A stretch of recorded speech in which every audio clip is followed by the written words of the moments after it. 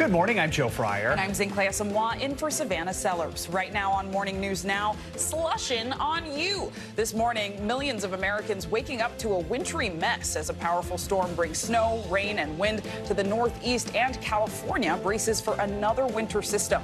We'll show you the conditions from coast to coast, plus what to expect when you walk out your door. The defense rests dramatic new developments as the double murder trial of Alec Murdaugh comes to a close. This morning, jurors getting ready to visit the family property where Murdaugh's wife and youngest son were killed. This after tearful testimony from Murdaugh's own brother. And I can promise you, no mother or father or aunt or uncle should ever have to see and do what I did that day. Plus, an expert witness suggesting two shooters were responsible for the murders. We'll bring you the latest. A showdown taking shape at the Supreme Court this morning. Justice is set to hear arguments today about President Biden's controversial student debt forgiveness plan. The plan would cancel tens of thousands of dollars in loans, each for tens of thousands of millions of people. Plus, why some students are going overseas to avoid skyrocketing tuition fees. We'll compare the costs. And representation in religion. A group of young Black Christians on a cross-country mission to spread their faith. More on the message they're taking on tour and why the group says religion is especially important for people of color. All the snow. I bet you feel like you're in Minnesota. I know. Well, not quite that much, but it was nice to see the snow. You know? And so walk around a little bit in it this morning. I didn't go get to make a snow angel, though. Not yet. Not yet. After Not the yet. show. We'll see the lasts. But we're going to lead off this morning with the powerful winter storm system that's already impacted more than 24 states. Overnight, that system swept through the Northeast, bringing freezing temperatures and several inches of snow in some areas, places that haven't seen much snow this season. NBC News correspondent Kristen Dahlgren is in Windsor, Connecticut with the latest. Hey, good morning. Well, we are just north of Hartford, Connecticut, and you can see it's still coming down as it has been all night. Take a look. If you pull out a little bit here, you can see, a couple of inches of snow. And normally we might not be talking about that in Connecticut. It is winter in the Northeast after all, but this is not your average winter. And so for this area, this is the first significant snowfall of the season. Also the first significant snowfall in New York City, only about a half an inch so far this season. And now the city seeing a few inches of snow. So Boston as well getting its first significant snowfall of the season. So really just an unusual winter and unusual storm. This is the same storm that caused problems across the Midwest. People in Michigan, hundreds of thousands without power. That is being restored as we go through today. This storm also touched off tornadoes across the Midwest. One suspected tornado doing pretty significant damage in Ohio, and then a few more tornadoes confirmed across the Midwest. So a really big storm causing problems for millions of people. It is expected to continue here throughout the day. They are ready for it. They have hundreds of plows out on the roads. They pre-salted the roads to get ready for this storm. So you can see traffic still moving. We've seen a lot of plows going through. Power companies have staged crews ready for any power outages here. So this is a storm that they're ready for, but people being urged to still stay off the roads for a few more hours as this snow continues. Back to you. All right, Kristen, thank you so much. And as we just heard, residents in the Northeast are waking up to a cold, wet, and snowy morning. So let's bring in meteorologist Angie Lastman for a check on your Morning News Now weather. Good morning, Angie. Good morning, guys. Can you believe it? We waited till the last day of meteorological winter to have any kind of significant snowfall in places like New York City, which, by the way, did pick up a couple of inches, anywhere from 1 to 3 inches, a little more outside of the city. And you can see still dealing with snow falling in places like Hartford, Boston, and parts of New England. That's what we'll deal with for a little while longer. So the commute is going to be a little difficult in those places. And we still have millions under these winter alerts at this hour. We're going to continue to see maybe a couple more inches picked up here through the rest of the day. The highest amounts will be be probably 6 to 8 inches. And again, in those higher elevations and the farther north you go into places like Maine, that's where you'll see the more significant snowfall. But then the system moves out and we're going to see improvements. It moves out. We'll still deal with some of these lingering snow showers for, again, northern parts of New England, even into the evening hours tonight. But by the time you get up and out the door tomorrow, things will have improved a lot. Now, on the West Coast, we're going to track our next storm system that's going to bring us some severe weather here as we get into the later parts of our work week. And then eventually it'll bring us another chance of some rain and some snow for parts of the east. So we've got a couple things to deal with before the week's end, and it's going to impact a lot of places across the country. It starts with the West Coast, where millions are again under these winter weather alerts. California is going to get a little more rain and a little more snow, not quite as intense as what they dealt with that past storm, the last one that they were seeing really impact them last week. But still, some additional rain, some additional snow. Eventually, the system tracks to the east. It does bring snow to parts of the Rockies, the Four Corners region. And then we start to gear up those severe storms as we head into tomorrow, into Thursday, and into Friday. This is going to be kind of a long couple of days when it comes to afternoon severe storms impacting places from the plains all the way to the southeast through the end of our work week. So a week that you're going to want to stay connected as far as the weather is concerned. Rainfall totals, rather, in California, not super impressive, but they really don't need this on top of what they dealt with last week. We will see additional snowfall in places like the Sierras and in the Rockies, up to 12 inches, maybe over that here as we get into those higher elevations once again. But when we get into Wednesday, tomorrow, the biggest impacts are going to be focused mainly towards Little Rock, Texarkana, Shreveport, Tupelo, Memphis, all included in the best chance to see some of these really strong winds, damaging hail, and even a couple of tornadoes. And we'll see that threat kind of continue in that same area, guys, as we get into Thursday, moving just a little farther to the east here as we get into Friday. So a really busy kind of couple of days for us with the snow here, and then we'll see another chance at it here as we get into Friday. All right, another busy week ahead. Thanks, Angie. Angie, thank you.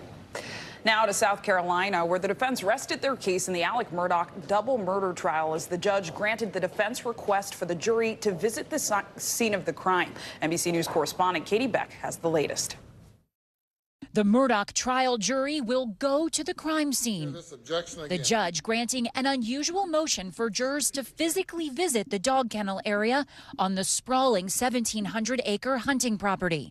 The defense argues the visit will help them spatially understand where the bodies of Maggie and Paul Murdaugh were located and see the small space inside the feed room where Paul was killed. If the defense wants a jury view, then the court will arrange a jury view.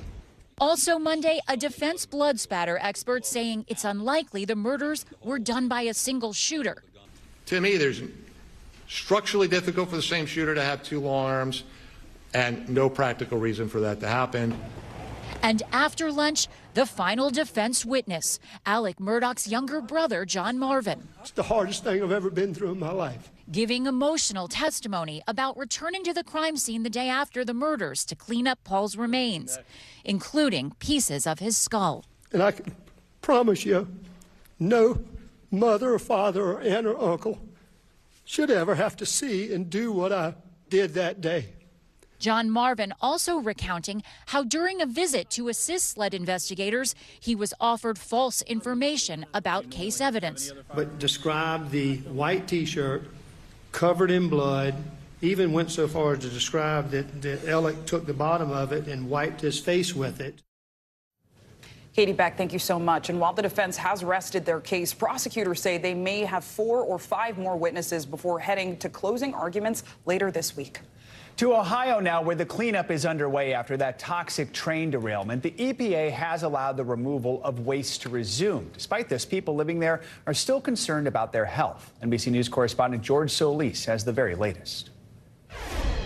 Federal officials now saying there are 4 disposal sites this hazardous material will be shipped to.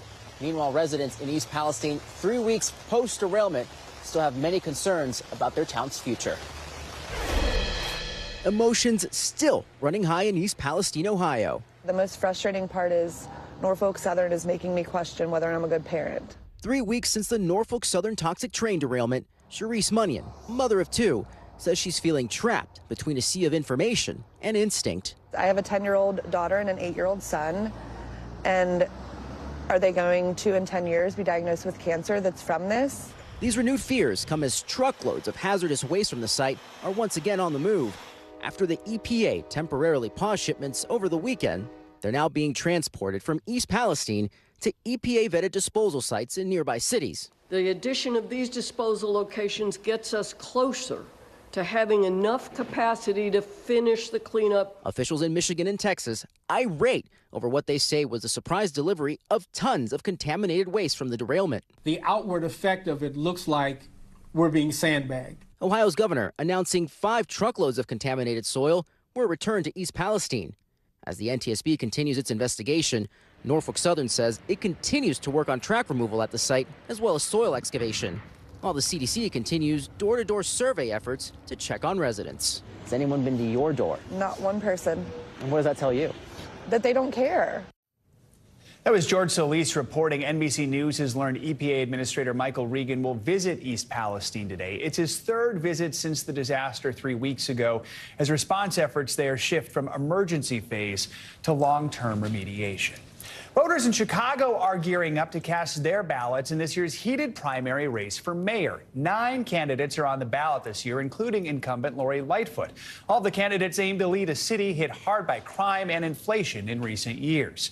NBC News correspondent Marissa Parra joins us now from Hyde Park in Chicago with more. Marissa, good morning. So let's start with the candidates. You got the incumbent Lori Lightfoot facing tough competition in a race that's likely going to head into a runoff. So who are her biggest opponents and how tough could re-election be? Yeah, I mean, when we talk about what we're expecting from today, I think something that's just so notable is that there is not a sense of confidence as to whether or not we will see Lori Lightfoot reelected. And that could be in several ways, right? I mean, there's not even a sense of confidence in terms of whether she would make that runoff race that would happen in April 4th, just over a month from now. So when we talk about her biggest competition right now, obviously, Joe, we know that polls in general are never a guarantee of anything. But polling does show that her steepest competition is coming from the former Chicago Public Schools CEO, Paul Vallis. And then there's a very tight race in terms of the polling for second place. And so we're looking at there's Lori Lightfoot right now is kind of neck and neck with 2 other candidates. But you mentioned it yourself. There's a large field here right now. Incumbent Mayor Lori Lightfoot competing with 8 other challengers. So, Joe, I think that in terms of what we can predict, the only prediction that I'm willing to make is that we probably will not know any results by 7 p.m. simply because we know that early voting turnout nearly triple what it has been in past 2 municipal elections. We know that mail-in voting also record numbers here, Joe. All right, so those are the candidates. What are the issues that voters are most concerned about? And are there things that the rest of the country might learn from this election? Yeah, I mean, we can talk about the fact that crime has been consistently the #1 thing that voters in Chicago talk about that they care about. And this is something that we're seeing across the city. And then also something that certain candidates have been very, very intentional in terms of their messaging. And I think that in terms of what we're seeing in terms of platform and policy, while crime might be something that they're all addressing, it's the philosophy in terms of how they're addressing crime, where, of course, they differ and the roads split, if you will, whether or not they're looking for short-term solutions or whether or not they're looking at whether they should be staffing police officers or whether they are thinking that tackling crime looks more holistically building the community on the other side. And on the issue of crime, we know Chicagoans are also electing police district council members. What more can you tell us about that? Yeah, so we have 66 positions up for grabs. This is something that advocacy groups have been pushing for. We know that this is something that's been part of the conversation on a national level. We're seeing that here in Chicago for the first time. 22 Chicago police districts will now see community members who will be able to weigh in on things like police budget. They will be able to weigh in and review items when it comes to controversial topics. We're talking about Chicago police least here in Chicago, this has been something that has been part of the discussion for a long time. But I think in terms of who people are voting for, when I've just talked to people on the ground here, I will say that a lot of them don't really know who they're voting for, and they're not really sure how this is going to turn out. So I think collectively we're all eager to see how that does play out, not just today with how the election day goes, but in the coming years. Joe? All right, Marissa Parra in Chicago, thank you.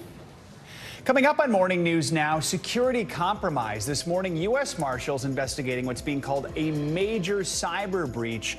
What sources are saying about the information that is now at risk. And Fox News under fire after a stunning admission by the network's owner about its coverage of the 2020 election. We'll be right back.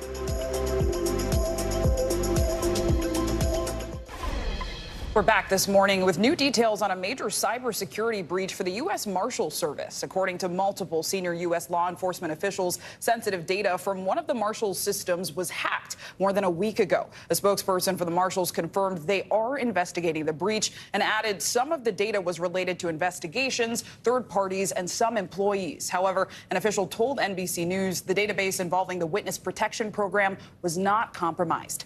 Now, to new developments this morning on the ongoing lawsuit against Fox News over the 2020 election and comments made by the company's owner, Rupert Murdoch, who has admitted that some of his network's hosts knowingly endorsed false claims that the election was stolen. Unsealed court documents reveal the billionaire media mogul made the comments in a deposition as part of a $1.6 billion defamation lawsuit by Dominion Voting Systems against Fox News. NBC News senior reporter Jane Tim joins us now for more on this. Jane, so much to talk about here. So let's just start with these stunning allegations. What exactly is Murdaugh saying, and what did he say in his deposition? You know, this boss's News Corp's chairman executive's deposition is stunning. I mean, you have to hear it in some of his own words. He said he was trying to straddle the line, as the network was trying to straddle the line between spewing conspiracy theories on one hand, yet calling out the fact that they are actually false on the other. And that is that sort of trigger line that we're talking about here. Because if you remember watching Fox at the time, there was a little bit heavy on the conspiracy theories than there was on the actually fact-checking, calling out the truth. But that's what Dominion's trying to portray. The idea that someone as the top of the network, most powerful person in that building, Rupert Murdoch, knew these things were false, and his deposition does indicate that, and that he knew his hosts were endorsing them, and that he could have stopped them from making air, but chose not to. There's one quote that's sort of stunning here, and that's what every expert has called out to us, where they say, could you have pulled Rudy Giuliani, Sidney Powell off the air, these Trump attorneys, as you remember, who were sort of advancing these wild theories about Dominion being connected to Hugo Chavez and all of these sort of kooky conspiracy theories. And he said, yes, I could have, but I didn't.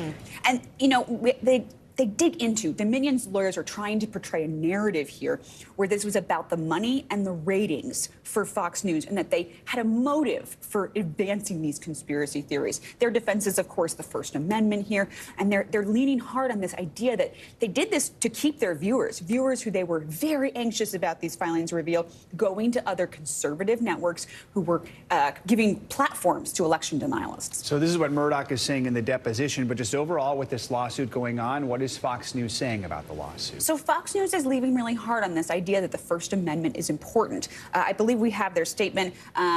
Here's what they said, the summary judgment motion took an extreme, unsupported view of defamation law that would prevent journalists from basic reporting, basically arguing that we had to talk about this stuff because the president was making these, as Murdoch put it in his wild claims. Yes, and knowing falsity is a really important part of a defamation case. And the experts that I talk to, First Amendment scholars, say, I have never seen this mountain of knowing falsity in any major case like this. And what's Dominion saying? I mean, the trial starts in April. Are they optimistic? You know, they say that they're a strong believer of the First Amendment, but that doesn't give you license to spew conspiracy theories, knowingly saying lies. That isn't their exact quote, paraphrasing here, but I do think that Dominion was made a household name in that 2020 election, and they're quite aware of these filings going public, and I think they're, I mean, if you just the way the lawyers write these briefs, they seem to be enjoying it. And you're saying the First Amendment does not shield them from this, is what Dominion is saying right there. Jane, thank you so much. Appreciate it. Thank you. International news now. An American citizen is now confirmed dead from violent clashes in the West Bank. NBC News correspondent Josh Letterman joins us for this and other world news. Josh, good morning. Hey, good morning, Joe. The U.S. ambassador to Israel confirmed that the Israeli man killed in that attack on his vehicle near Jericho was also a U.S. citizen. That attack came amid a spike in violence that included the killing of 2 Israeli settlers on Sunday by a Palestinian, and then a retaliatory rampage by Israeli settlers who attacked Palestinian villages and set dozens of homes and cars on fire, killing 1 Palestinian. Israel has sent hundreds of troops to the West Bank to try to restore calm. Now to Nigeria, where votes are being counted in the hotly contested presidential election in Africa's most populous country. Early results show third-party candidate Peter Obi winning the most votes in Lagos State, home to Nigeria's largest city. Obi has challenged Nigeria's traditionally 2-party system by gaining support from many young voters who are fed up with corruption. But the full election results aren't expected for several more days. And finally, to Hong Kong, which is set to finally lift its COVID mask mandate tomorrow. It's the last major COVID restriction in Hong Kong and could help restore a sense of normalcy to the financial hub. Hong Kong's chief executive says masks will no longer be required outdoors or indoors, including on public transit. He's citing improved immunity and data showing infections are under control. Joe and Zinclay. Josh Letterman, thank you so much. And coming up, student loan showdown. President Biden's controversial debt forgiveness plan going before the Supreme Court. We're going to take a closer look at the case that could impact millions of students. Plus, an unusual way to cut back on college costs. We're going to tell you just how much some students are saving by studying abroad. We're taking a deep dive into all of this next. You're watching Morning News Now. We're back now with the Supreme Court, which is set to hear arguments today in a major case that could impact millions of Americans with student loans. At stake is President Biden's student loan forgiveness program. It would make it possible for millions of borrowers to have their debts lowered or, in some cases, erased. But the Biden administration is facing legal challenges over whether it is overstepping its authority. This is a big case that could have far-reaching impacts, so we're going to dig into it in depth right now. We're going to start with NBC News senior legal correspondent Laura Jarrett, who is outside of the Supreme Court this morning ahead of these arguments. Laura, good morning. So let's begin with how President Biden's student debt relief plan works, or I guess would work if the Supreme Court lets it go forward. Hey, good morning, guys. The plan here is pretty sweeping. It would wipe out up to $10 grand in debt for people who make under $125,000, and would also cut out about another $10 grand for people who use Pell Grants to get to college for lower income families. Now, the plan was almost immediately blocked in the lower courts. That's why it's here at the Supreme Court today. The case is about to take up oral arguments at around 10 o'clock, guys. And Laura, I literally saw you yesterday, highlighter in hand, studying the many arguments here. So can you break that down for us? The Supreme Court is hearing 2 different challenges to Biden's plan. What are the arguments?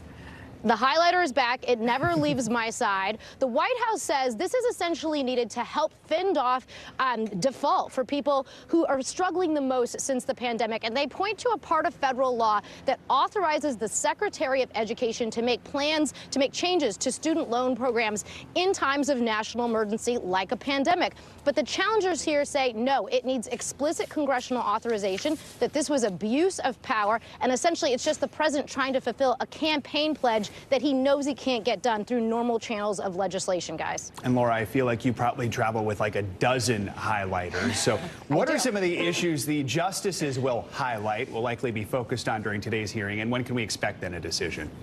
One thing I'm watching for the justices to do today is to really zero in on this question of whether the challengers actually have the legal ability to sue. In order to get into federal court, you actually have to be harmed in some way. And here, 2 of the borrowers say they actually think that the program should be expanded. They weren't eligible for the program because one of them had private loans, another one just hadn't had a Pell Grant to get into college, and so he didn't get that extra 10 grand. So expect the justices to say, how exactly were you harmed here by a program that would benefit millions? Now, of course, they may reach the merits, but they don't have to. And the Biden administration is, of course, hoping that they don't, guys. All right, Laura, thank you so much. Thank you. Sure. For more on this, let's bring in Max Lubin, co-founder and CEO of Rise, a nonprofit that fights for free college and student debt relief. Max, good morning. So your group actually camped out overnight at the Supreme Court, and you're bringing students together from around the country. So first off, why is it important for your organization to be on the ground today?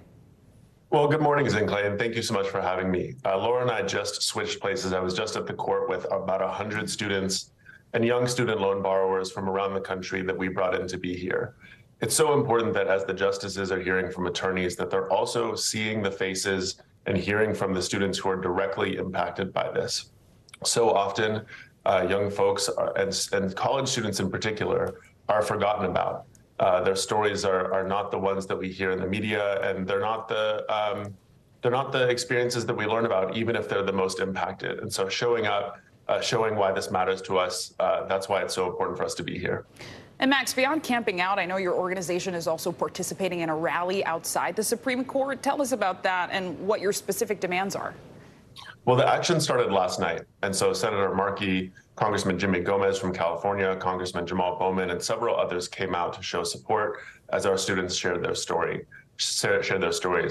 Then we progressed into a camp out overnight. And the reason we camped out was because we wanted to be the first people in line early this morning when security guards began awarding tickets to actually get into the court and hear the arguments. Our arguments are that not only is it legal and constitutional for President Biden to erase the student loan debt of millions, but we also have precedent for this. In the last administration and the administration before that, the Education Department erased student loan debt. And so this is something that has been done, something that's legal, it's something that's constitutional. And we know that our opponents had difficulty even recruiting plaintiffs to participate in this case. And I think that speaks to the level of support that student debt relief has all over this country. And Max, it's not lost on me that the Supreme Court's decision will impact tens of millions of Americans. What exactly is at stake? Well, it's about their livelihood. It's about their right to earn an education without crushing student loan debt. And one of the reasons we don't see a ton of opposition around this issue is because everyone knows someone who is impacted by this issue, even if they are not themselves. And so students work hard. They go to college, try to earn a degree or an associate's degree, a career degree to try to get a better job and earn a better life, particularly coming out of this period of COVID, another recession, record inflation. And this is really about economic opportunity. This is about the right to pursue the American dream. And that's what's at stake for the 40 million people who will be impacted by this court's decisions. And Max, how confident are you the Supreme Court will rule in your favor? This has been a topic for so long. So many people have student loans, myself included. What are your thoughts there? Our job as advocates is to be ready for any outcome. And so whether that means that these cases are thrown out because of the lack of standing or the Supreme Court rules in our favor or they challenge us, we've been fighting this fight for years. This goes back to well before the 2020 campaign. We've had borrowers who have been a part of this fight going back to the Obama administration or even earlier. And so no matter what the Supreme Court rules, we're going to keep fighting. We're going to keep fighting for more relief for more borrowers because we know that's the right thing to do. Max Lubin, thank you so much. Let's keep the conversation going with student loan expert and author of the best-selling book, How to Appeal for More College Financial Aid, Mark Kantrowitz. Thanks so much for being here, Mark. So the White House says 16 million people have already had their relief approved. So let's talk about the possible outcomes here. What happens to those borrowers if the Supreme Court blocks student loan forgiveness? And I guess on the flip side, what happens if the Supreme Court does let this program move forward? Well, if the Supreme Court blocks the Biden's student loan forgiveness plan, there'll be tens of millions of borrowers who are upset. It's not just the 16 million who are approved. There's also an additional 10 million who have applied and haven't had their applications reviewed yet, and potentially as many as 37 million eligible borrowers. If the president's plan is approved, you could expect forgiveness to start occurring within 1 to 2 weeks. Obviously, a lot of people are keeping an eye on this, waiting to see what they can do, those different categories of millions you described. A federal appeals court, of course, put President Biden's student loan program on hold during an appeal before a decision is made. So between now and this summer, when we expect the Supreme Court to make a decision, what are some of the steps that you think borrowers should be taking to prepare just in case? Well, they should sign up for auto pay, where the monthly payments are automatically transferred from their bank account to the lender, because there'll be a lot of confusion about the restart of repayment, and that's a way to avoid being late with a payment. I'd also suggest doing a descriptive budgeting exercise where you track your spending for a month and label it as mandatory or discretionary, a need versus want, and in broad categories, so that you increase your awareness of how you're spending to make room for repaying the student loans. So, Mark, as we've waited for this to work its way through the courts, we've seen the Biden administration keep extending its pause, its moratorium on these student loan payments. When is that moratorium now slated to be lifted, and does it really all just depend on the Supreme Court decision? Well, there have been 8 extensions so far. We're in the middle of the 8th extension. It is scheduled to, repayment is scheduled to restart 60 days after the court rules. And the court ruling is more likely to be towards the end of their term in June. About half of last year's rulings, opinions were issued in June, and half soon after the decisions. It could be as early as a few weeks from now, but it's more likely to be sometime in June that they issue the ruling. And that suggests that there'll be a September restart of repayment. All right. Mark Kantrowitz, thank you so much for joining us and giving us some useful advice. We appreciate it. You're welcome. With the fate of President Biden's student loan forgiveness plan up in the air, some high schoolers are looking to save money when it comes to higher education. They're opting out of the traditional American college experience and heading overseas. For more, we're joined by personal finance and travel expert at NerdWallet, Sarah Raffner. Sarah, thank you so much for being here. So higher education in the U.S. is expensive. That is no secret. And the cost of higher ed in the U.S. has been the center of a lot of controversy over the years. So can going to college abroad actually save students money? It can if you pick the program carefully. In some cases, you'll have a tuition-free education, which is a huge cost savings. But that's not true across the board. It depends on where you go, what your dream school is, even sometimes what country you go to. Got it. So what are some of the things you think are important to know as far as, are there countries that are better than others? Well, some countries allow international students to study for as little as free. That's the case with, for example, public universities in Germany, universities in Norway. So if you are looking to save substantially on tuition, you want to pick carefully. Other schools that might be your dream school, like Oxford University in the UK, that's going to cost you nearly $54,000 a year as an international student. So it's not going to be much of a cost savings in that case. So, I mean, college is, of course, more than tuition, and it's not necessarily always cheap to go overseas. So if you were considering going overseas for your degree, what are some of the other things you should know? What are some of the other expenses that you should help prepare for? You definitely want to prepare for what the cost of living is in the country that you're picking. Some countries have higher costs of living, or some cities do as well. And so that's going to affect things like the cost of your housing, food, going out. Of course, you want to enjoy yourself as a student. You also want to keep in mind travel costs, because not only are you going to want to take advantage of where you are and travel on the weekends and go to different countries, but you're also going to be spending more to visit your family at home and go home for holidays and other events. And so those are all expenses you want to budget for well before you make the decision about which university you attend.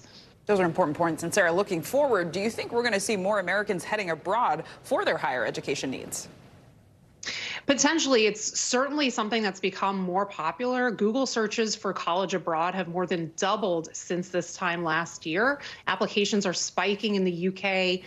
Americans studying abroad in France are up 50% since between 2020 and 2021. So we're seeing big numbers of American students and their families consider this as an option. So, I mean, this is kind of a stunning headline, I think, for a lot of people. I know it sort of grabbed my attention this morning. Oh, it could be cheaper to go overseas, which honestly sounds more fun anyway. How surprised are people when you tell them about this? It depends on, plenty of American students study abroad for at least part of their university, even if they study in the United States. So going abroad and expanding your horizons is already something that a lot of college students are really looking forward to. And this is an expanded way to do that. Sarah Raffner, important insights. Thank you so much. Coming up, speaking of traveling, it is a traveler's tradition. Students, families, and friends making plans to get away for spring break. But what's the best way to get the best deal? Up next here on Morning News Now, we'll give you the breakdown on spring break, what you should know before packing your bags.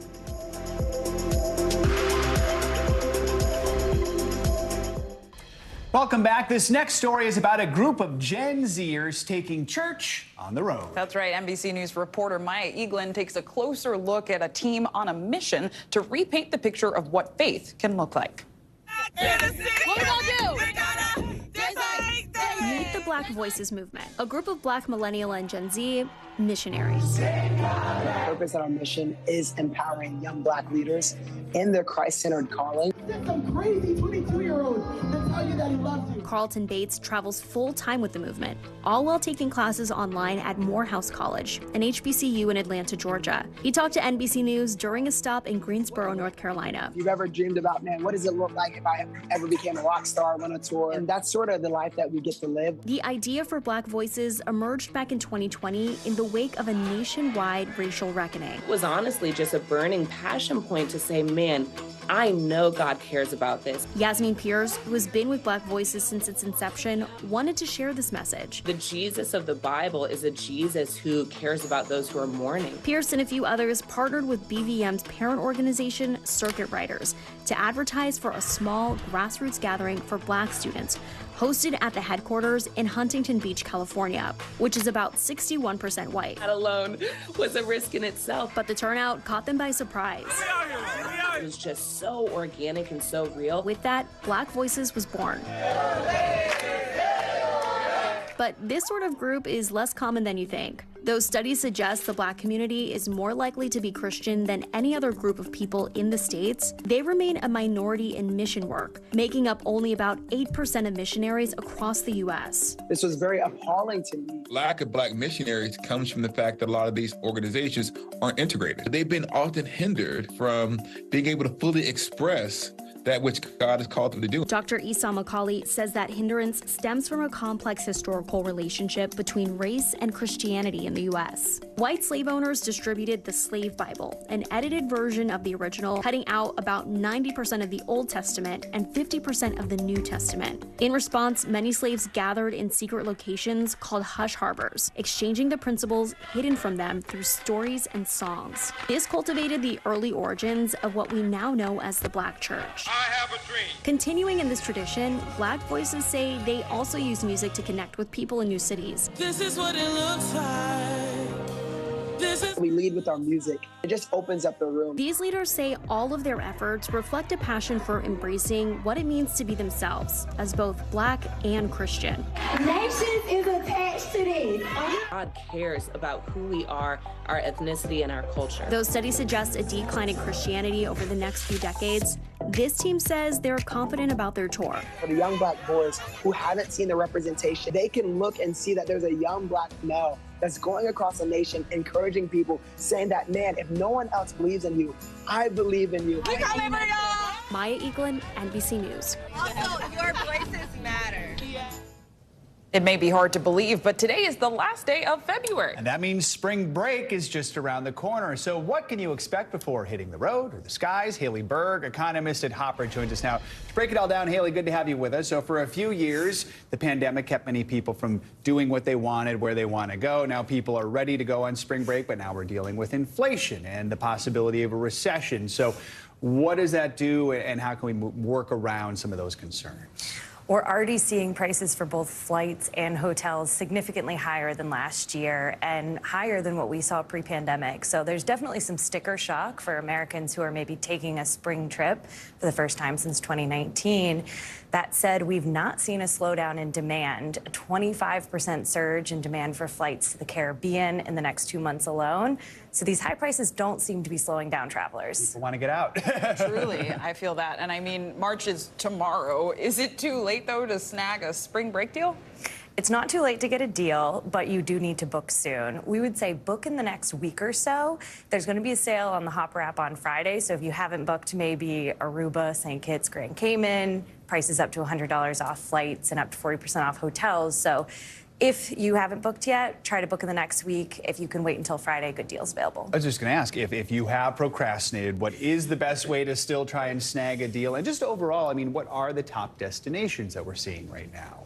Top destinations in the U.S. are what you would guess: Orlando for those Disney trips, Las Vegas, and warm weather destinations like Miami, Fort Lauderdale.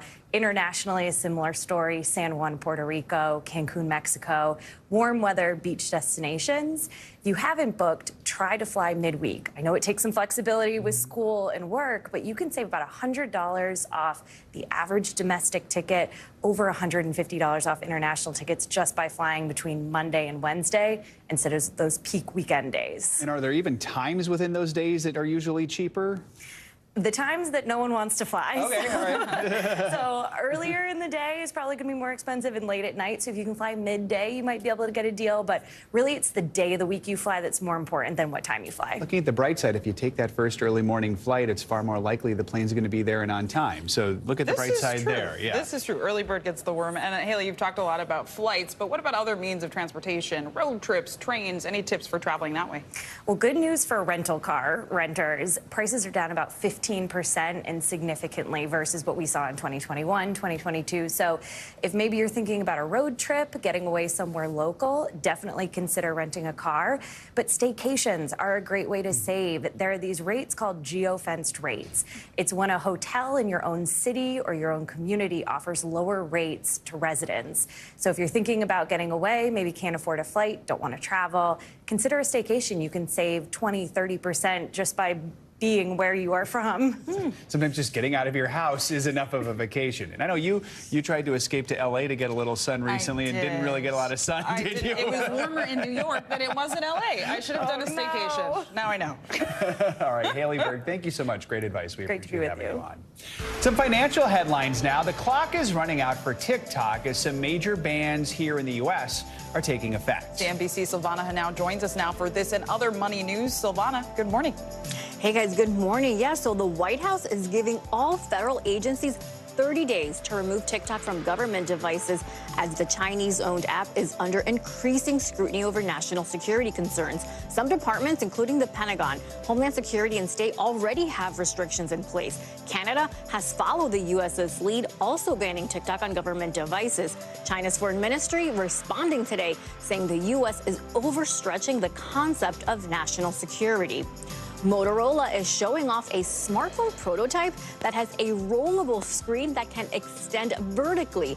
The phone, which is being featured at the Mobile World Congress Tech Show in Barcelona, has a flexible 5-inch display that extends to 6.5 inches.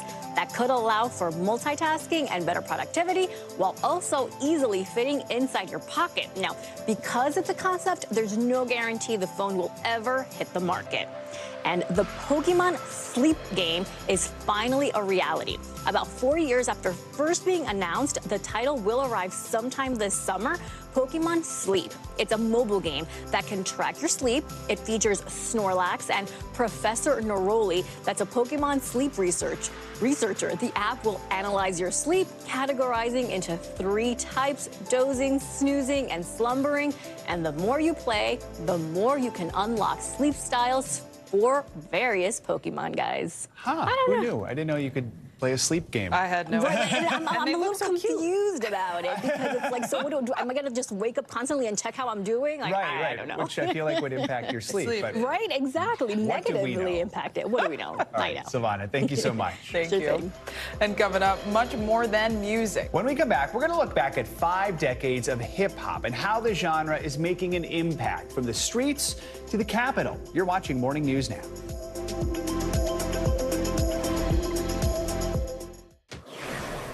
Welcome back. Actor Jeremy Renner is taking a major step in his recovery following his snowplow accident last month. The Hawkeye actor posted this video on Instagram showing him using a pole to help pedal an exercise bike. He says he's working out now and doing, quote, whatever it takes to recover. He also posted a photo of an inspirational book that he is reading. In the post, the star also thanked his fans while promoting his upcoming shows, including Mayor of Kingstown. Good to see him making that recovery after what was just such a frightening accident. Absolutely. And nice to see someone chronicle the progress, not just, once you are fully healed. Exactly. So, thanks, Joe. Yep. And this year, hip-hop turns 50, and in middle age, it's finding a new generation of disruptors and influencers. NBC News correspondent and host of the Into America podcast, Tremaine Lee, has the story. Don't push me, cause I'm close to the edge. From Grandmaster Flash and the Furious Five, bringing big audiences the message. To Public Enemy's Fight the Power, pulsating through Spike Lee's Do the Right Thing. And Kendrick Lamar's All Right, providing a soundtrack for Black Lives Matter. We gon' be alright. Over 5 decades, hip-hop culture has evolved from dance, graffiti, and music to a movement. Hip-hop is America. It has really transformed who could be at the center of a conversation. It's giving those that feel like they genuinely don't have a voice something that they can believe in. And we're going to make the voting process relevant and urgent to young people. In 2004, Sean P. Diddy Combs set out to boost young voter turnout, blanketing TV, radio, and billboards. He's known by everyone, so he literally could affect America. His plan was modeled on the tactic that executives used to bump up record sales. On any given Tuesday, the record industry put out a record. The theory behind Vote or Die was like, you know, we have the same apparatus to turn people out on a Tuesday. Why can't we turn people out on Election Day? Because that's just the first Tuesday of November. The plan worked. That year, the share of young voters hit 47%, an 11-point jump over the previous presidential election. With 3 words. 4 years later, the hip-hop generation did it again, chanting Obama's campaign theme, "Yes, we can." Yes, we can. Yes, we can. And Jay-Z joining forces with Obama's campaign to help woo a new generation of voters. I don't think Barack Obama gets elected as president of the United States in 2008 without hip-hop. The hip-hop generation coming together to form the so-called Obama Coalition, the most diverse voting bloc ever, including 66% of voters under 30. But success begat backlash. I think the success of efforts like Vote or Die, like the kind of surging of young people, people of color, and women into the political process is precisely why we are seeing the levels of voter suppression and repression that we're seeing today. This year, state lawmakers in at least 32 states introduced 150 bills to restrict voting, many of which disproportionately affect Black and brown communities. And yet, hip-hop remains key to the conversation, sometimes showing up in surprising ways. And if you don't know, now you know. Hip-hop has the power, if we choose, to be the movement we always, dreamed about. Our thanks to Terrain Lee for that report. If you don't know, now you know. Very good. That does it for this hour of Morning News Now. The news continues right now.